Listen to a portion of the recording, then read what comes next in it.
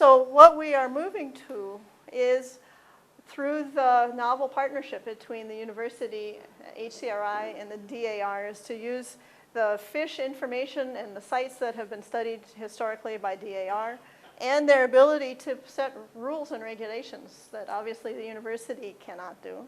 Combine the DAR's skills with the botany ongoing studies at a site where the algal biomass is not over the top, where herbivores may still have a chance to come in and actually have some benefit. Our site is Kahekili Beach Park, which is just outside of Lahaina.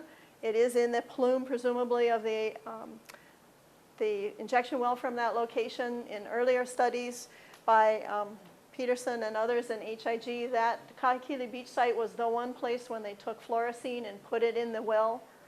This is work that goes back to the early 90s. Kahekili was the one site where they actually detected the fluorescein coming through. So there's seems to be a pretty clear connection between that injection well and the algal biomass. Acanthophora, at least in recent years, is the more abundant alga that is actually quite lucky in a sense, because if you have to have an alien species for herbivory studies, this is one of the most palatable of the algae that we've got. May not be that if we increase numbers of fish that will solve everything, because many of our aliens are not palatable. They just won't eat it. But this is one that will. So if with our efforts, we would like to monitor the herbivore population's recovery and see if we can increase this, the reversal of algal overgrowth and perhaps lead to coral recovery. So our studies are going to include reductions, documenting the increase in herbivores by the reduction in take. This is where we will need to reach out to the local community, because this is a place where fishermen are commonly seen fishing, so we're going to have to ask them to lay off fishing. We're going to monitor the response by the algal and other parts of the benthic community to these presumed changes in herbivory. We don't know how long this is going to take, but it's just a way to begin.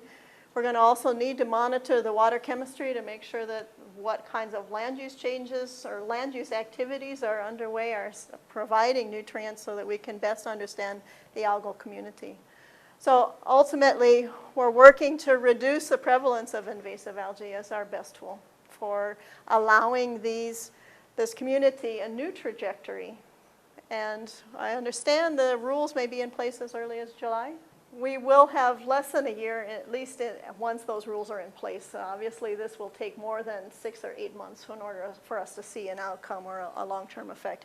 But that's where I need to say that there are other parts of NOAA that I think may be interested in picking this project up, expanding it perhaps more island-wide to begin the formal relationship building between the community on Maui, the county of Maui, the state, maybe DOFA, as well as DAR and the university. So we have a longer term trajectory, I think, for some funding cycles.